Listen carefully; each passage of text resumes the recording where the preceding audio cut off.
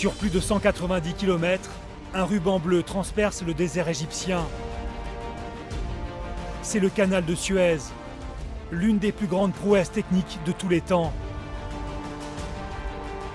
En séparant l'Afrique de l'Asie, cette voie artificielle a transformé le monde à jamais.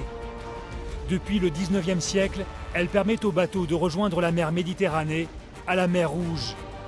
Un raccourci considérable puisqu'ils n'ont plus à contourner l'Afrique.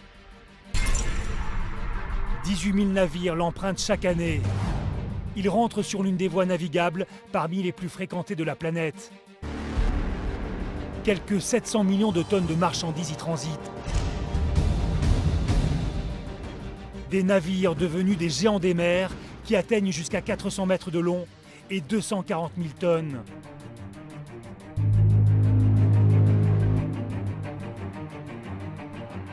Nous vous raconterons comment le canal de Suez a évolué pour répondre aux exigences de la marine marchande. Suez, qui est une infrastructure du 19e, doit s'adapter à ces flottes totalement inimaginables, même pour Jules Verne au 19e siècle. Des bateaux tellement imposants que le canal, devenu trop étroit, empêche les navires de se croiser. En 2014, des travaux gigantesques sont lancés. Une nouvelle voie de 72 km surgit des sables. Elle permet une navigation à double sens. Nous étions en charge d'un projet colossal, d'un projet pharaonique. En moins d'un an, 500 millions de mètres cubes de sable sont retirés. Cette prouesse a été réalisée par une armée de bulldozers et de dragues géantes venues du monde entier. Avec des images 3D inédites, nous découvrirons comment fonctionnent ces aspirateurs des mers, des engins à la pointe de la technologie. Grâce à eux, le canal atteint désormais 24 mètres de profondeur, contre 8 au moment de sa naissance. Mais vous verrez qu'au 19e siècle, les moyens techniques sont bien différents. Percer l'isthme de Suez est alors un chantier de l'extrême. En 1859, quand Ferdinand de Lesseps lance ce projet hors norme, la région est un véritable no man's land. Il faut tout acheminer sur place, matériel, eau douce et main-d'œuvre. Suez représente quelque chose de tout à fait exceptionnel qui va marquer une étape fondamentale dans l'histoire des travaux publics. Le chantier traverse de nombreuses crises et coûte la vie à des milliers d'hommes. Mais sous l'impulsion de la révolution industrielle, tout va changer. Nous découvrirons quelles machines ont dû être inventées pour mener à bien cette aventure extraordinaire. Ces machines du 19e siècle ont permis de mettre en œuvre un chantier hors norme et donc de construire une véritable mégastructure qui est encore utilisée aujourd'hui. Attaqué par le sable qui menace de l'engloutir, le chenal doit constamment être entretenu. Un véritable défi pour cette superstructure unique au monde. Des premiers travaux à nos jours, nous vous emmenons dans les coulisses de la construction du canal de Suez.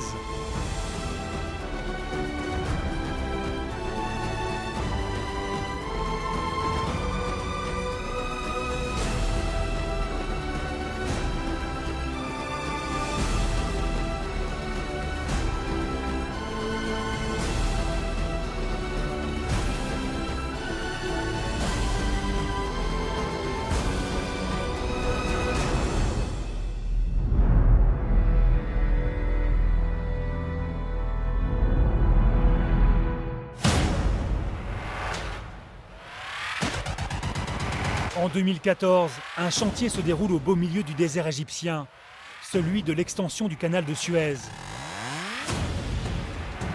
Les travaux sont évidemment pharaoniques. Il faut creuser une deuxième voie de navigation, l'équivalent du volume de plus de 200 grandes pyramides de Khéops. Un pari fou, mais un pari tenu. Le nouveau canal de Suez est inauguré en grande pompe le 6 août 2015.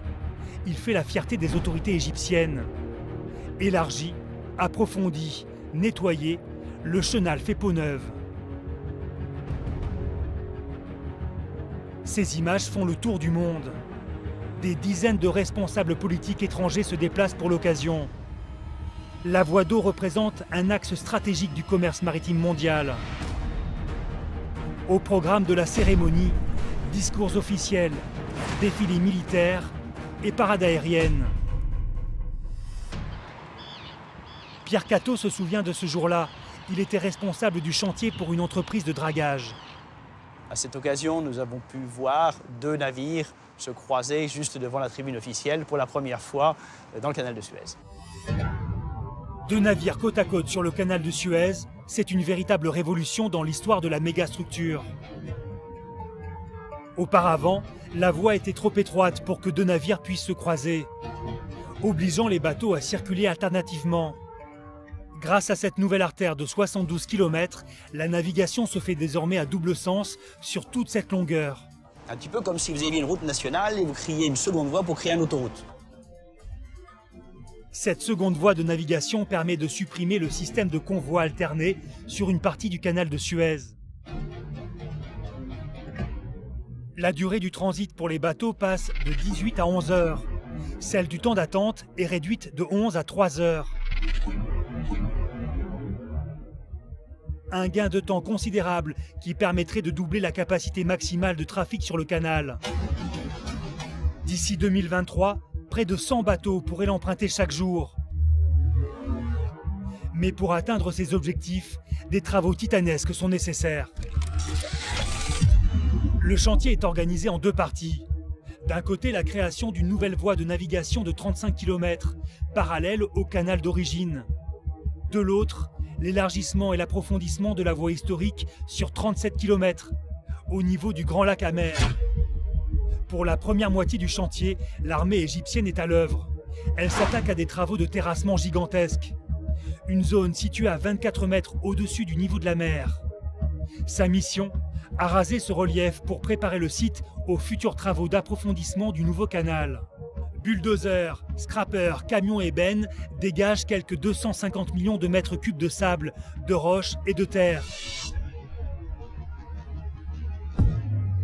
Cette zone est ensuite inondée pour que les dragues puissent y flotter. Car il reste encore à retirer la même quantité de sable, mais cette fois située sous l'eau.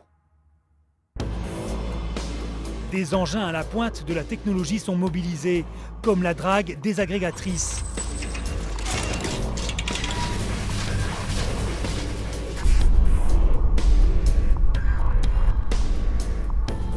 Pour creuser le canal, un autre type de machine est utilisé.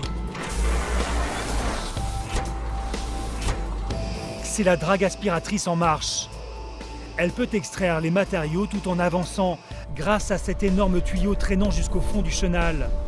À sa tête se trouve une sorte d'aspirateur géant. Les proportions de ces colosses flottants sont énormes. Ils peuvent mesurer plus de 200 mètres, soit la longueur de 2 terrains de football. La technologie à bord est telle que ces dragues sont capables d'évacuer les matériaux par le biais de conduites flottantes.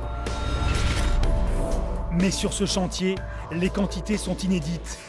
Des milliers de mètres cubes de sable parcourent les tuyaux. Ils se déversent ensuite à plusieurs kilomètres dans d'immenses zones de stockage au beau milieu du désert du Sinaï. En cette année 2014, les autorités de Suez font appel à 2 groupements d'entreprises de dragage. Le premier a la charge de creuser le nouveau canal à une profondeur de 24 mètres. Le second, quant à lui, doit élargir la voie existante tout en respectant la même profondeur. Une contrainte particulière s'impose cependant à ce tronçon. Il faut exécuter les travaux sans interrompre la navigation. L'entreprise dans laquelle Pierre Catto travaille a participé au dragage de ce dernier lot. Nous étions en charge d'un projet colossal, d'un projet pharaonique qui comprenait en fait un challenge extrêmement important sur le plan logistique, sur le point de vue organisationnel. Pour mener à bien cette incroyable aventure, le responsable de l'autorité du canal de Suez avait demandé 5 ans au président égyptien. Il n'obtiendra qu'une année. Le calendrier constituera un challenge de taille pour ce chantier de tous les records. Autre défi, l'acheminement du matériel et du personnel. En l'espace de quelques mois, un nombre énorme de dragues a été mobilisé du monde entier. On parle d'environ 40 dragues. En complément de ce matériel principal, un très grand nombre de remorqueurs, de vedettes, de conduites, de pontons ont été mobilisés sur le projet. Le personnel qui est employé sur ce genre de chantier vient de 4 coins de la planète. Nous avions sur notre chantier 28 nationalités. Pour s'offrir cet agrandissement, le pays doit débourser plus de 7 milliards d'euros. Les autorités misent alors sur un élan national et lancent un appel aux dons. La stratégie est gagnante puisque 80% du projet sera financé par la population égyptienne en seulement quelques jours. Les travaux pour le nouveau canal de Suez viennent s'ajouter à une longue série de chantiers sur la voie navigable depuis sa création au XIXe siècle. Car l'histoire de la construction de cette mégastructure court sur plus d'un siècle et demi.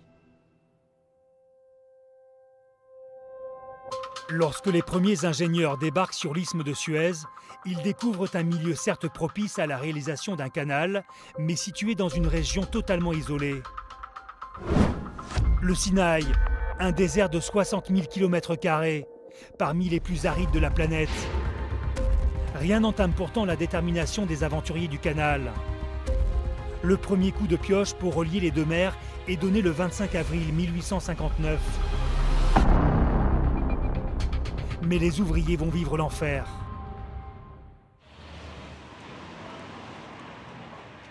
Thierry Chambol a supervisé de nombreux travaux maritimes au cours de sa carrière. Cet ingénieur nous décrit les conditions de travail de l'époque. Il travaille avec de l'eau jusqu'aux cuisses. Avec un petit outil, il décroche des mottes de terre du fond et il les passe aux voisins. Qui les passe aux voisins, ils font une chaîne. Et ils vont quand même réaliser 400 000 mètres cubes de déblais grâce à cette technique. Et on sent bien que ça n'est pas une technique qui pourra être prolongée longtemps. Le chantier manque cruellement de main-d'œuvre. Le projet est en danger. Où trouver des travailleurs qui creuseront le canal? Les autorités égyptiennes proposent de recourir au régime de la corvée.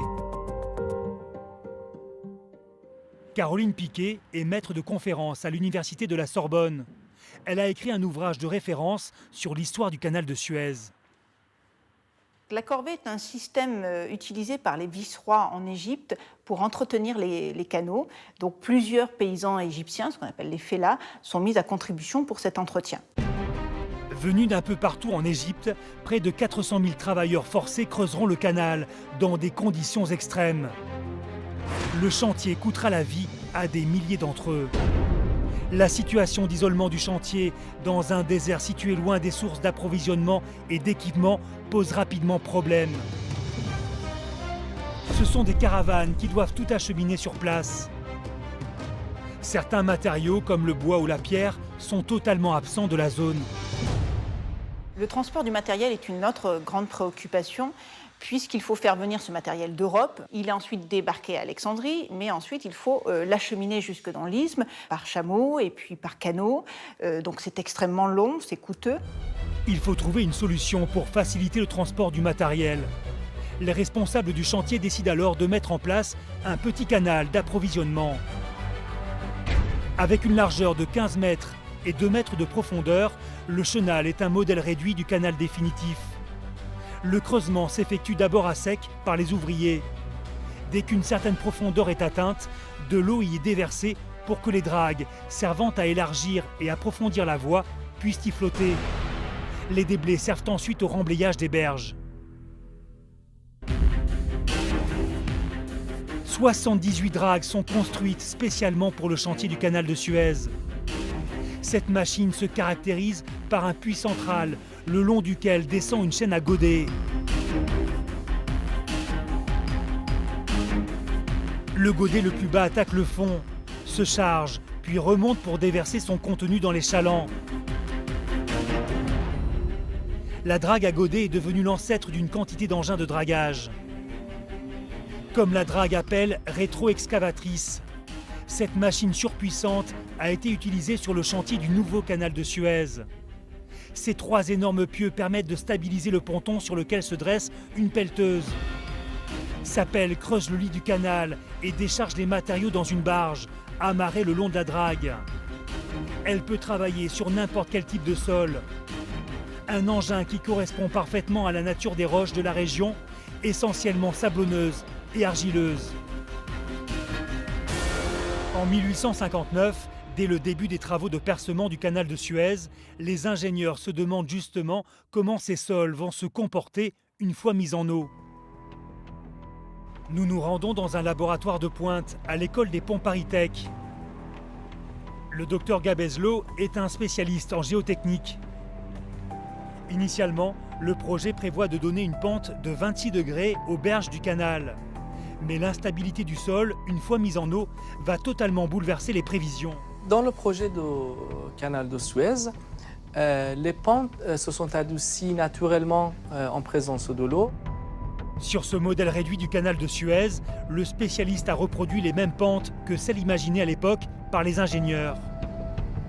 On crée de plus en plus de zones instables en contact avec de l'eau. Et la pente va chercher un nouvel état d'équilibre avec une pente plus douce. Une fois le canal rempli d'eau, l'inclinaison des berges s'atténue. Certaines parois s'effondrent même. Conséquence, la cuvette s'ensable. Et c'est ce qu'on observe également ici. On est en train de réduire la profondeur du canal. Au XIXe siècle, les ingénieurs se décident à laisser leur pente naturelle aux berges. Il faudra par contre creuser davantage pour atteindre la profondeur nécessaire. Pendant le chantier, le trafic est intense sur le futur canal. Des convois de chalands tractés par des hommes ou des animaux transportent le matériel. La construction d'une voie d'approvisionnement supplémentaire est rapidement entreprise. Elle permettra surtout d'alimenter le chantier en eau douce. Un produit rare dans cette région désertique, mais indispensable pour de tels travaux. Grâce à ce canal, l'eau du Nil est conduite dans l'isthme depuis la ville de Zagazig jusqu'à Ismaïlia, pour ensuite rejoindre Suez. L'eau douce arrivera seulement plus tard à Port Saïd, d'abord par le biais de canalisation, puis par une prolongation de la voie d'eau. Le canal d'eau douce suit les traces d'une voie navigable bien plus ancienne. Car depuis la nuit des temps, les hommes ont cherché à traverser le désert égyptien par bateau. Ce percement n'est pas une idée nouvelle, puisque au temps des pharaons, il existait déjà un canal de caractéristiques beaucoup plus limitées qui réunissait le delta du Nil à la mer Rouge. Puis ce canal a été oublié, il n'en restait que des vestiges. Au fil des siècles, le trafic maritime mondial utilise une toute autre route. La solution pour relier l'Europe et l'Asie consiste alors à naviguer jusqu'en Égypte pour y débarquer les cargaisons. Leur transport se fait ensuite par voie terrestre. Et ce n'est pas fini. Quand les caravanes arrivent à la mer Rouge, les biens sont transbordés dans un second navire pour le reste du voyage. Une véritable expédition. Il faudra attendre la fin du XVe siècle pour que les Portugais inaugurent une nouvelle route maritime. Elle permet de rejoindre les comptoirs orientaux en contournant l'Afrique. Un voyage de plusieurs mois. Près de 300 ans plus tard, c'est un empereur français qui fait renaître l'idée de percer l'isthme de Suez. Il faut attendre néanmoins l'expédition de Bonaparte en 1798 pour que le projet véritablement fasse l'objet d'une étude scientifique. Les ingénieurs de Napoléon Bonaparte concluent à trop d'obstacles techniques. Le projet tombe aux oubliettes.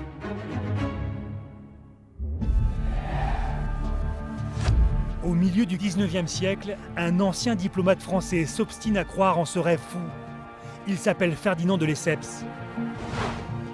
Pour Arnaud Ramire de Fortanier, cet homme va changer la face du monde. Alors d'abord, Ferdinand de Lesseps est un personnage énorme, j'allais dire presque monstrueux. C'est Jules Verne, c'est Eiffel, c'est Lesseps. Ce sont les grands travaux du XIXe siècle. Et on imagine mal à notre époque le changement d'échelle qu'a représenté l'intervention de ces gens-là. Ce personnage hors norme va concrétiser le projet de percement de l'isthme de Suez. En 1854, Ferdinand de Lesseps saisit la chance de sa vie à l'arrivée au pouvoir de son ami Mohamed Saïd Pacha. Ils se sont connus lors de la carrière du diplomate français en Égypte. Il persuade Mohamed Saïd Pacha de lui confier la construction du canal. Et c'est là que tout commence. Ferdinand de Lesseps obtient le pouvoir exclusif de percer un canal entre les deux mers. Il pourra ensuite l'exploiter pendant 99 ans. Mais sur son chantier, les travaux piétinent. Après 2 années, les ouvriers ne parviennent pas à retirer les volumes de sable nécessaires pour achever le canal. Il manque cruellement de machines. Pour vous donner un ordre de grandeur, le canal de Suez, au moment de sa création, représentait 70 millions de mètres cubes de déblais. 70 millions de mètres cubes qui ont été réalisés en 10 ans. Sur le chantier du nouveau canal, il a fallu moins de 2 mois pour retirer la même quantité.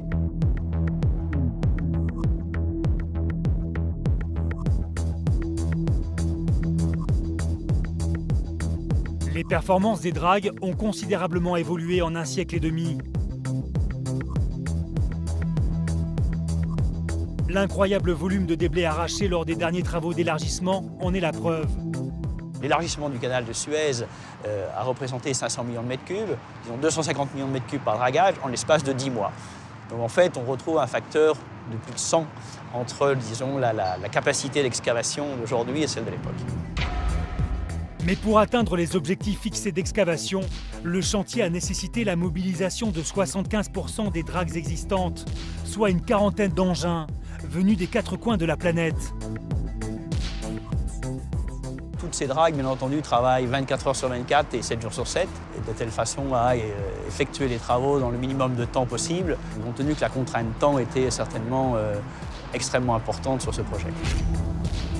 Les dragues les plus performantes disposent aujourd'hui de pompes hydrauliques qui injectent de l'eau pour extraire les sédiments. Les dragues aspiratrices actuelles sont des engins d'une puissance incroyable et qui peuvent aspirer en 1 heure 10 000 mètres cubes de sable en place, ce qui aurait nécessité à sec 10 000 ouvriers. En son temps, Ferdinand de Lesseps aurait aimé pouvoir compter sur des machines aussi performantes, même si elles ont fait leur apparition sur le canal de Suez dès les années 30. De nos jours, disposant de capacités inimaginables, elles ont permis d'approfondir le canal de Suez. La particularité de la drague aspiratrice en marche, c'est qu'elle avance tout en travaillant. Un avantage mis à profit sur le chantier du nouveau canal de Suez, où il fallait parfois réaliser des travaux sans interrompre la navigation.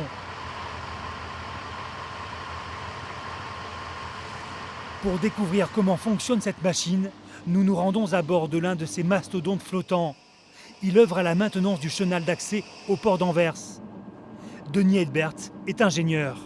En fait, la drague peut être comparée à un gros aspirateur flottant, un aspirateur des mers, des rivières. Et l'élingue sera le tuyau d'aspiration. L'élingue, c'est ce grand tube traînant le long de la coque et relié au système de pompage. Elle mesure ici près de 50 mètres. Sa tête ressemble à celle d'un monstre d'acier. Ça, c'est la crépine, la tête de dragage. C'est l'endroit par lequel les matériaux sont aspirés depuis le fond. Donc, on a plusieurs éléments. On voit que cette crépine est équipée de genres de dents. C'est ce qui permet de racler le sol, de faire en sorte que les matériaux sont bien repoussés vers la crépine. Et l'aspiration, qui est créée par la pompe, est à ce niveau-ci de 10 000 mètres cubes heure.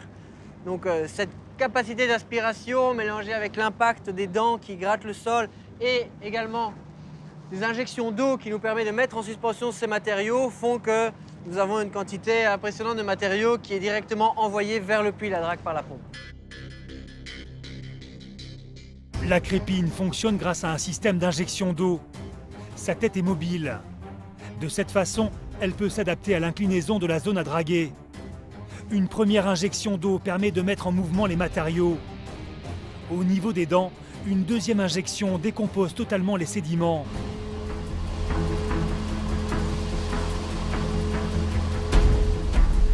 Le poste de commande de l'élingue se situe dans la tour de pilotage. Le technicien qui en a la charge dispose de plusieurs écrans. Ils lui permettent d'avoir une vue sur la profondeur de la zone, le fonctionnement de l'élingue ou les indications des volumes dragués.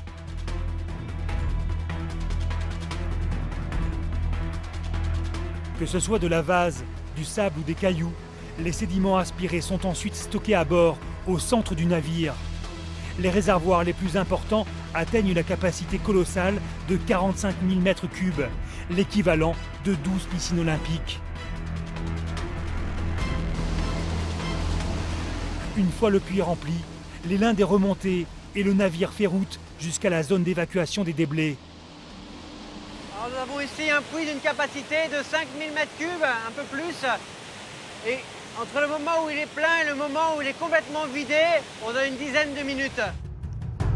Des volets situés au fond de la cale permettent de décharger les déblais dans la zone de déstockage. C'est la technique du clapage. Et les jets que vous voyez, c'est de l'eau qu'on repompe, de l'eau propre qui nous permet de rincer le puits, qui permet de s'assurer que tous les sédiments sont bien évacués à l'endroit approprié.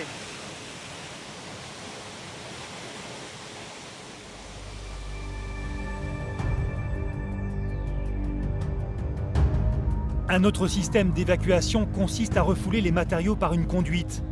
Les déblais peuvent être acheminés à plusieurs kilomètres grâce à un système de canalisation flottante ou enterrée. Ces deux méthodes ont été utilisées sur le chantier du nouveau canal de Suez. À l'ouest du Grand Lac Amer, une vaste zone de clapage a été mise en place. Quant aux déblais évacués par canalisation, ils ont été déposés dans des espaces immenses creusés au cœur du désert du Sinaï. Reste une dernière option pour évacuer le matériel dragué, c'est la méthode arc-en-ciel. Elle sert notamment au rechargement des plages. Au XIXe siècle, l'évacuation des déblais provenant du futur canal pose déjà problème. D'autant qu'en 1864, avant l'arrivée massive des machines sur le chantier, celui-ci fait face à une crise très grave. Le système de la corvée, autorisant le recours aux paysans égyptiens pour les travaux, est aboli.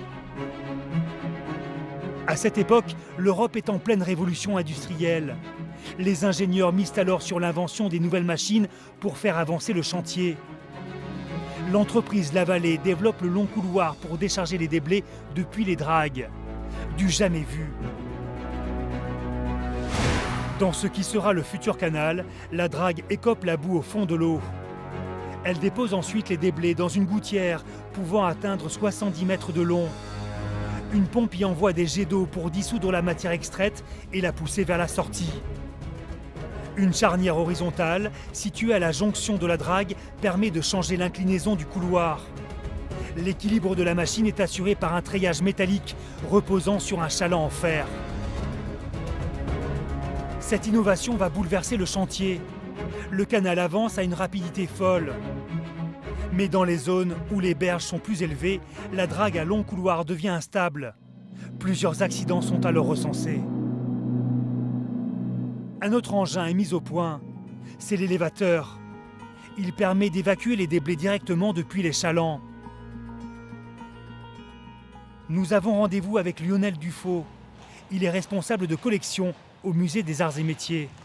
Le dénominateur à toutes ces machines, c'est l'emploi de la machine à vapeur. La machine à vapeur, on la connaît depuis la fin du XVIIIe siècle. Elle était plutôt destinée au départ à l'exore, c'est-à-dire au pompage des eaux d'infiltration dans les mines. Et à la fin du XVIIIe siècle, on va modifier la machine à vapeur pour en faire finalement une machine qui fournisse de la force motrice pour animer d'autres machines. La machine à vapeur s'invite alors sur le rail, dans les locomotives ou encore sur l'eau, à bord des bateaux, mais aussi dans les ateliers ou sur les chantiers de travaux publics pour animer d'autres engins. La locomobile est donc une machine à vapeur mobile. On la déplace et on l'installe là où on en a besoin. Elle comprend une chaudière qu'on voit ici, qu'on devine dans le corps principal. Une chaudière qu'on alimente avec du combustible, généralement du charbon ou de la houille. Et cette machine à vapeur va permettre de fournir une force sous pression qui va être utilisée pour faire bouger ce volant auquel on va relier une courroie qui elle-même va animer d'autres machines. Sur le chantier de Suez, les locomobiles étaient utilisées pour animer des grues ou des pompes, par exemple. Les locomobiles servent aussi à actionner les pompes des longs couloirs. Les dragues disposent quant à elles de leur propre machine à vapeur. En Europe, un véritable enthousiasme se crée autour des révolutions techniques mises en place sur le chantier. Le canal de Suez a été présenté à l'exposition universelle de Paris en 1867. Il fait l'objet d'une véritable fierté parmi les ingénieurs français, parmi les diplomates, parmi aussi les armateurs, les chambres de commerce. La compagnie du canal de Suez donne des conférences devant une maquette géante du projet exposée lors de l'événement. Cette révolution technique s'accompagne d'une série d'innovations dans tous les domaines. À Port Saïd, par exemple, les ingénieurs affrontent une difficulté normalement insurmontable. Dans la région, il n'existe pas suffisamment de carrières de pierre pour construire les jetées du port. Un entrepreneur propose alors de faire des blocs artificiels à base de sable et de chaux. 30 000 énormes blocs sont réalisés. Un chantier dans le chantier de percement du canal de Suez. Alors l'entreprise Dussault va réaliser un chantier extraordinaire de construction des blocs de 20 tonnes et va créer une véritable usine de fabrication des blocs. Il y en a des milliers et des milliers qui vont sécher pendant environ 1 mois et qu'on va ensuite conduire en mer en les chargeant avec une énorme grue sur des chalands. On les amène à l'emplacement voulu pour constituer la digue. Ce sera le premier chantier de création de blocs artificiels de tous les temps. Leur fabrication nécessitera des années de mise au point et les blocs des jetées devront être régulièrement remplacés. Un autre pan du chantier pose des difficultés pour les travaux situés cette fois dans les zones en relief. L'évacuation des déblais du fond de la fouille jusqu'au relief naturel pose un problème difficile. D'abord, il faut un effort considérable pour tirer les wagons sur la ligne de plus grande pente. Ensuite, le raccordement au niveau du relief naturel est évidemment difficile, il y a une sorte de cassure. Un système de plans inclinés le long de la pente est alors mis en place. Au fond de la tranchée, les ouvriers creusent le futur canal. Les déblais sont ensuite chargés dans des wagonnets reliés à une voie ferroviaire. Tractés à l'aide de treuils à vapeur, ils remontent ainsi la pente pour rejoindre leur zone de dépôt. Autre défi sur le chantier d'hier comme celui d'aujourd'hui, les bancs rocheux constituent des difficultés majeures. Pour s'y attaquer, il existe une machine spécialement adaptée à ce type de sol. C'est la drague désagrégatrice. Un géant des mers mesurant jusqu'à 150 mètres de long et 30 mètres de large. La drague se positionne et se fixe au sol par l'intermédiaire d'immenses pieux. Elle tourne ensuite autour de cet axe à l'aide de treuils latéraux reliés à des ancres géantes. À l'avant du navire, le désagrégateur, une énorme fraise pouvant atteindre 3 mètres de diamètre.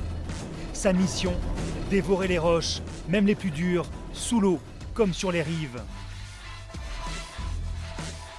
Ce gigantesque engin est guidé depuis une cabine de pilotage, disposant des outils les plus performants. Les dragues, comme l'Ibn Battuta, sont capables de se placer avec une précision incroyable afin d'exécuter leur travail de destruction. La quantité de déblais produite est phénoménale.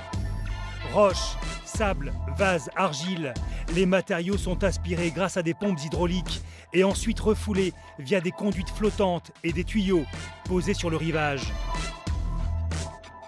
Quand il est possible de déverser les déblais dans une zone immergée, la conduite reliée à la désagrégatrice est arrimée à un radeau équipé d'un système d'épandage continu. Autre option, les déblais sont placés dans des chalands amarrés à la drague. Arrivés sur la zone de déstockage, ils sont capables d'ouvrir leur coque en deux afin de se débarrasser de leur chargement. Au total, 25 dragues désagrégatrices ont été mobilisées sur le chantier du nouveau canal de Suez. Du jamais vu. L'une des premières dragues que nous avons mobilisées sur ce projet est la drague d'Artagnan, qui bat pavillon français. Elle a été mobilisée depuis un chantier qui se passait en Russie, dans la péninsule de Yamal. Avec ses 38 000 chevaux, c'est l'une des plus puissantes dragues au monde. Au XIXe siècle, sur le tracé du futur canal, les ouvriers font également face à des obstacles rocheux. Attaquer la pierre leur demande un effort herculéen. Une nouvelle machine intéresse alors la compagnie de Suez pour travailler sur une zone difficile. Et donc on va utiliser l'excavateur de couvreux, qui est une machine capable d'extraire la roche à sec dans des zones qui n'ont pas encore été inondées. Surnommé le terrassier à vapeur, près de 16 excavateurs couvreux sont construits spécialement pour le chantier de Suez. L'excavateur avance sur des rails placés le long du futur canal et l'élargit progressivement. Il va permettre de retirer près de 9 millions de mètres cubes de terre en seulement 3 ans. Un record. Ces godets, d'une forme bien spéciale, lui permettent d'arracher une quantité formidable de roches pour remonter ensuite jusqu'à l'excavateur. La matière extraite est évacuée dans des wagonnets. Une fois chargée, une locomotive les emmène à la décharge. Peu à peu, le rail est généralisé sur le chantier. Il sert à l'acheminement du matériel, mais aussi au transport du personnel. Des chemins de fer éphémères, montés et démontés au gré des besoins et de l'excavateur. Mais l'excavateur couvreux ne parvient pas toujours à pulvériser la roche. En 1869, 2 mois avant l'inauguration du canal de Suez, des bancs rocheux situés à 4 mètres de profondeur sont découverts, alors que le canal doit atteindre les 8 mètres. Donc il y a une pression sur les ingénieurs et sur les ouvriers qui est extraordinaire. Et ce déroquetage sous-marin, on ne sait pas très bien faire.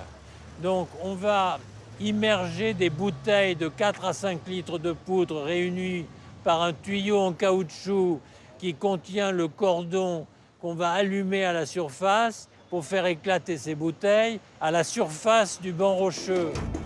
Le but, créer un passage suffisant pour les bateaux de l'époque en fonction de la portion immergée du navire. C'est ce que l'on appelle le tirant d'eau. Ce passage sera réalisé dans les toutes dernières semaines du chantier. Le Péluse, qui est le bateau de la compagnie des messageries impériales, fait 5 mètres de tirant d'eau. Il passe juste. Certains bateaux talonnent le jour de l'inauguration. Pour d'autres, on a déplacé la charge du bateau de l'arrière vers l'avant pour que leur tirant d'eau à l'arrière soit un peu moins fort. Mais on se rend compte de la pression extraordinaire qui existe. Alors on donne des primes aux ouvriers, on fort de nuit. Enfin, c'est un chantier incroyable qui se met en place pour arriver au résultat recherché. Après 10 ans de travaux, le canal de Suez devient réalité. Les eaux de la mer Rouge se mêlent à celles de la Méditerranée. La voie maritime totalise une longueur de 164 km. Son tracé relie désormais les principales villes de l'isthme. Port Saïd sur la mer Méditerranée, Ismaïlia environ à mi-chemin, puis Suez à l'embouchure du Golfe sur la mer Rouge. Le 17 novembre 1869, le canal de Suez est inauguré. C'est un événement international. Ferdinand de Lesseps a réalisé le rêve des pharaons. Ouvert à toutes les nations, le canal de Suez bouleverse littéralement le trafic maritime mondial. Désormais, le parcours entre l'Europe et les Indes est diminué de moitié. Pour rejoindre Marseille à Bombay, il faut compter plus de 19 000 km en contournant l'Afrique, contre près de 8 000 km via le canal de Suez. Un gain de temps considérable, car pour rejoindre ces 2 ports, il fallait 2 à 3 mois de navigation par le cap de Bonne-Espérance, tandis qu'1 mois seulement est nécessaire en passant par l'isthme.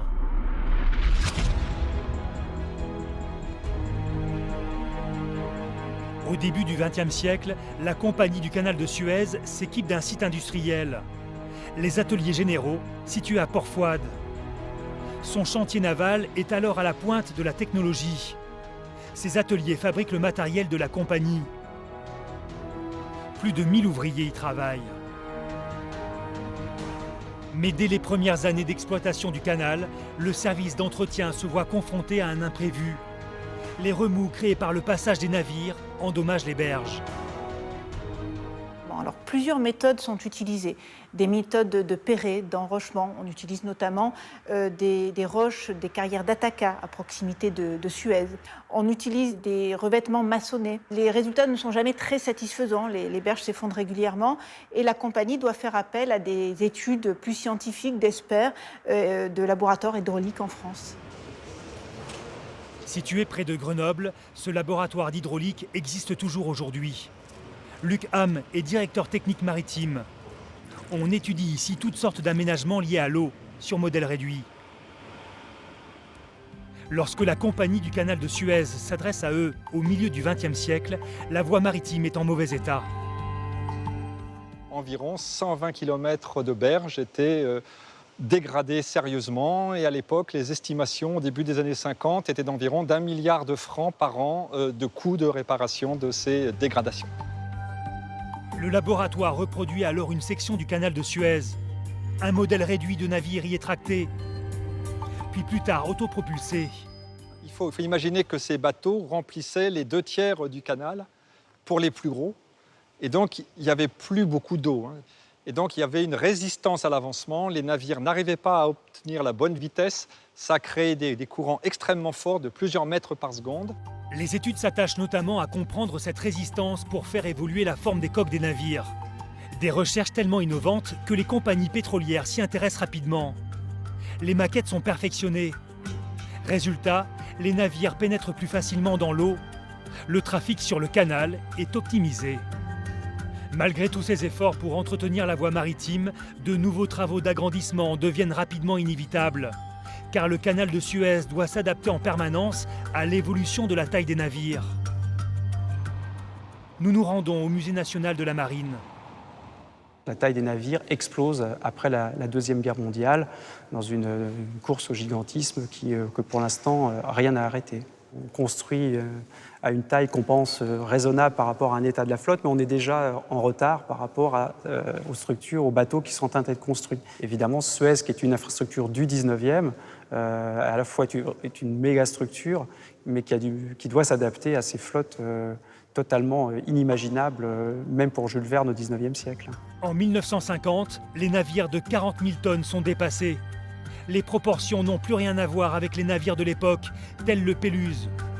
Fort de ces 2000 tonnes, le bateau de la Compagnie des Messageries Impériales est l'un des premiers à avoir emprunté le canal de Suez. La voie maritime doit également traverser le XXe siècle, avec ses conflits.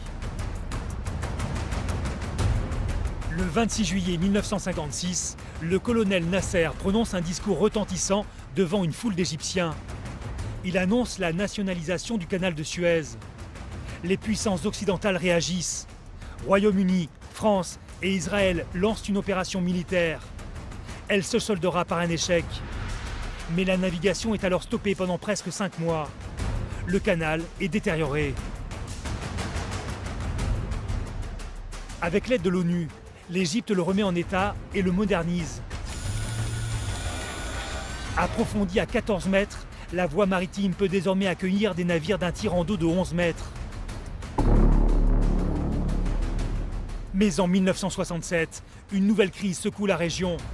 C'est la guerre des 6 jours. Avec d'autres pays arabes, l'Égypte s'engage contre Israël. Le canal de Suez devient un champ de bataille. Des bateaux coulés et des mines entravent la navigation. La cuvette s'ensable, les berges s'effondrent. La voie maritime est fermée. La fermeture du canal de Suez après la guerre des 6 jours est une véritable catastrophe, puisque le canal de Suez ne sera pas entretenu pendant 8 années. Et lorsqu'il est réouvert en 1975, il n'est plus adapté à la marine pétrolière. Avant la guerre, il accueillait à peu près 80% de cette marine marchande. Après la guerre, on tombe à 1/3. Donc c'est une perte de clients énorme. La plupart des armateurs ont repris le chemin du contournement de l'Afrique et de manière à rentabiliser les parcours, on construit des bateaux qui dépassent les 200 000 tonnes. Donc ils ne sont absolument plus adaptés au canal de Suez. Les autorités égyptiennes doivent réagir. Un programme de remise en état et de modernisation est lancé grâce au concours de la communauté internationale. Désormais, le canal est élargi et doublé en 4 points pour permettre aux navires de se croiser. À la dérivation de Bala s'ajoute celle de Port Saïd et de Cabret, toutes deux en chantier depuis 1955. Enfin, au niveau du lac Timsa, une nouvelle dérivation s'étend sur 5 km. Un peu comme des bretelles d'autoroute, ces dérivations permettent aux bateaux de naviguer dans les 2 sens. Grâce à ces nouvelles dimensions, le canal peut recevoir des navires de 150 000 tonnes. Des bateaux devenus des géants des mers qu'il faut apprendre à dompter. Au centre de Port-Revel, situé en Isère, les pilotes et les capitaines s'entraînent à manœuvrer grâce à des modèles réduits. Ces mini-paquebots, porte-conteneurs, ferries ou pétroliers, longs d'une dizaine de mètres, peuvent transporter jusqu'à 2 personnes. Sur le lac de 5 hectares, toutes sortes d'infrastructures maritimes ont été reproduites, comme un tronçon du canal de Suez. Jean-Paul Jean-Jean est instructeur. Il forme ce matin 2 stagiaires au dépassement sur le canal de Suez. Une manœuvre normalement interdite. Ici, les erreurs peuvent être poussées au-delà des limites de sécurité. Une façon d'expérimenter les réactions des bateaux. Sur les canaux en général, quand il n'y a pas suffisamment de place ou quand les bateaux s'approchent trop près l'un de l'autre, ils prennent un risque. Il y a des forces qui se développent et qui font que les bateaux sont ou attirés ou repoussés. Et si c'est dans un canal, c'est plus étroit, ça peut donner des embardées, des changements de direction involontaires que le capitaine ou le pilote ne peuvent pas prévoir et donc c'est dangereux. Les 2 bateaux sont parallèles, les 2 arrières sont proches, très proches. Et là, le risque, c'est que le Grenoble va s'échouer. Un danger décuplé à cause d'infrastructures maritimes souvent encombrées. Et où manœuvrent des bateaux toujours plus grands, plus rapides, mais pas assez puissants. Alors, les problèmes classiques des gros navires dans les canaux, dus à l'inertie des navires, ils sont de plus en plus difficiles à manœuvrer. Et ça veut dire qu'il faut anticiper toutes leurs réactions. Et pour anticiper leurs réactions, il faut les connaître et connaître les réactions du profil du canal, par exemple, ou des ports dans lesquels ils se rendent. Des pilotes et des capitaines qui apprennent désormais à manœuvrer des monstres atteignant 240 000 tonnes sur le canal de Suez. Car avec les derniers travaux de doublement, leur tirant d'eau est porté à plus de 20 mètres.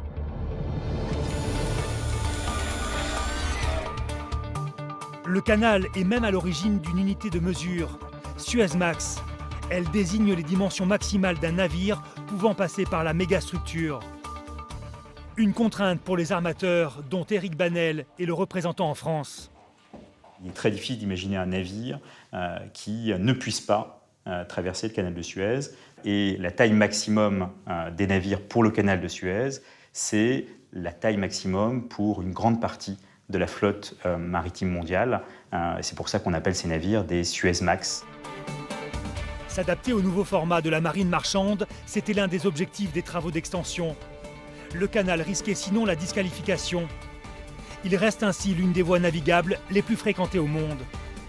Aujourd'hui, nous avons à peu près une 50aine de navires par jour sur le canal de Suez. L'objectif affiché avec le doublement du canal par les autorités égyptiennes est une centaine de navires. Le canal de Suez est un passage stratégique pour les transporteurs maritimes. La voie draine près de 8% du trafic mondial. Elle représente aussi un enjeu économique énorme pour les autorités égyptiennes. Aujourd'hui, ce coût de passage du canal représente à peu près 800 000 $ pour un porte-conteneurs de 18 000 conteneurs. Cette source de revenus, aujourd'hui, on l'estime donc à plusieurs centaines de millions pour l'État égyptien. C'est la 3e source de revenus du budget égyptien aujourd'hui. L'Égypte a donc tout intérêt à choyer sa mégastructure. Retour sur le canal de Suez, où nous montons à bord d'un porte-conteneurs.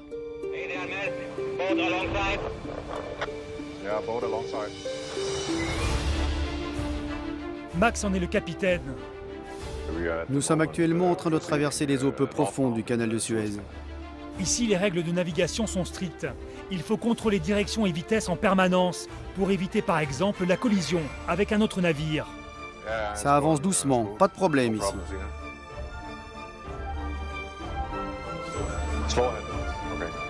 Un pilote de l'autorité du canal de Suez conseille le capitaine sur les manœuvres à effectuer, une mesure obligatoire. C'est important de naviguer correctement ici dans le canal, parce que comme vous pouvez le constater, il n'y a pas beaucoup d'espace de chaque côté du navire. Ce n'est pas un jour comme les autres pour le capitaine et son équipage. Ils empruntent pour la première fois le nouveau canal de Suez. J'ai navigué ici une quarantaine de fois, mais aujourd'hui c'est différent. Nous allons tourner dans le nouveau canal au lieu de naviguer vers l'ancien chenal. C'est un moment à part dans la carrière du capitaine.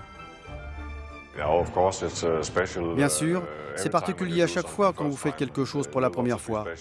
C'est très spécial pour nous quand on approche du nouveau canal. Petit à petit, le paysage change. C'est assez étonnant de voir la quantité de sable qu'ils ont retiré du canal. Il y a des montagnes maintenant sur chaque rive. C'est incroyable.